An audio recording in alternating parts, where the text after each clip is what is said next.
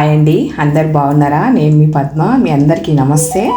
ఈరోజు బెండకాయ వేపుడు చేస్తున్నాండి. బెండకాయ వేపుడు ఎలా ప్రిపేర్ చేయాలో వీడియోలకి వెళ్ళిపోదామండి. బెండకాయ ఇట్లా సన్నగా కట్ చేసుకోవాలండి. లేత బెండకాయలు తీసుకొని, చిన్న లేత బెండకాయలు తీసుకొని మనము ఇట్లా సన్నగా కట్ చేసుకోవాలి. కట్ చేసుకొని ఇలా కలుపుకోవాలో మీకు చూపిస్తాండి.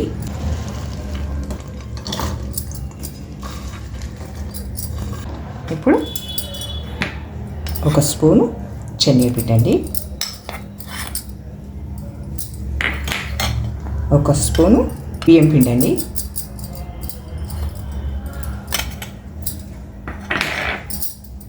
చిటికెడు ధనియాల పొడి, చిటికెడు జీలకర్ర పొడి, కొంచెం గరం మసాలా, కొంచెం కారం, సరిపోయినంత సాల్ట్ అండి,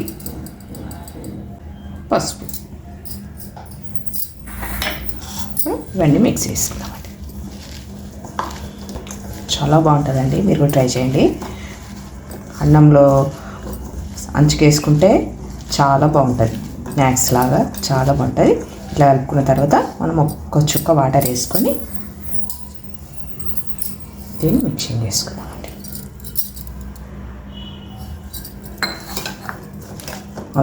ఎక్కువ పల్చగా చేసుకోవద్దండి, పొడి పొడిగా ఉండాలి. మనం ఆయిల్ వేసినప్పుడు ఇదంతా విడిపోకుండా పొడి పొడిగా మంచిగా ఉండాలండి.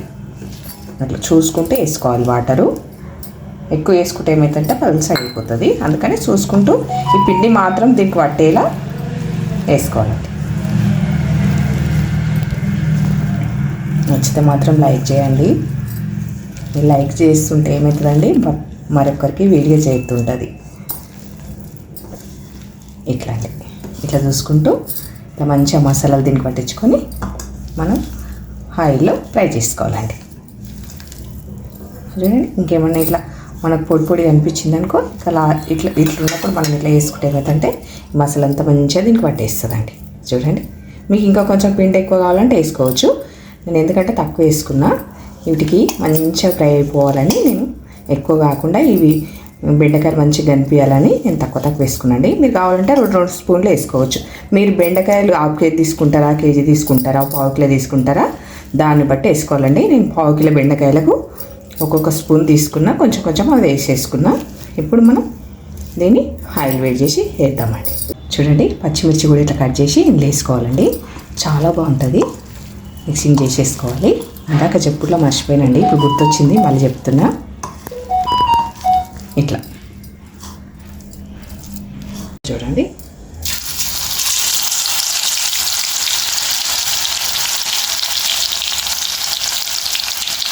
ఇట్లా కొంచెం కొంచెం ఇట్లా వేసేసుకోవాలండి.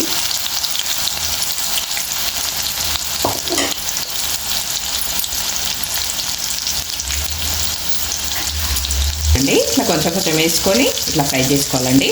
మీకు మసాలాలు ఎక్కువ కావాలంటే ఎక్కువ కూడా కలుపుకోవచ్చు. బియ్యం పిండి కానీ శనగపిండి కానీ మసాలాలు, ఎందుకంటే నాకు బెండకాయలు ఎక్కువ కనిపించాలి, మసాలాలు తక్కువ ఉండాలని నేను తక్కువ మసాలా వేసినాను. మీ చాయిస్ అది, కానీ చాలా అంటే చాలా బాగుంటుందండి.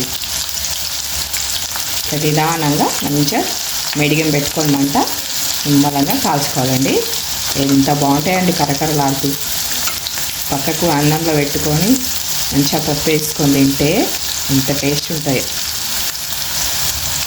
అది చేసుకొని తిని చూడండి, టేస్ట్ ఎంత బాగుంటుందో మీకే అర్థమవుతుంది. చూడండి ఎంత చక్కగా వేగిపోయింది. చూడండి, మీరు బెండకాయలు కనిపించకుండా కూడా వేసుకోవచ్చండి పిండి. నేను మాత్రం బెండకాయలు మంచి ఇట్లా ఉంటేనే టేస్ట్ కనిపిస్తుందని నేను బెండకాయలకు కొంచెం కొంచెం పట్టేటట్టు వేసినండి మసాలా. చూడండి,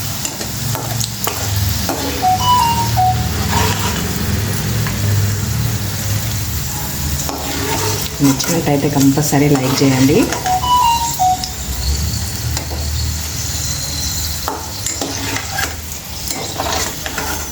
ఈ బెండకాయ వేపుడు తయారు చేయండి. మీరు చూసారు కదండి, బెండకాయ వేపుడు మీకు నచ్చినట్టయితే లైక్ చేయండి, షేర్ చేయండి, కామెంట్ చేయండి, ప్రతి ఒక్కరికి షేర్ చేయండి. నా వీడియో చూసేటోళ్ళందరికీ ప్రత్యేకంగా ధన్యవాదాలండి.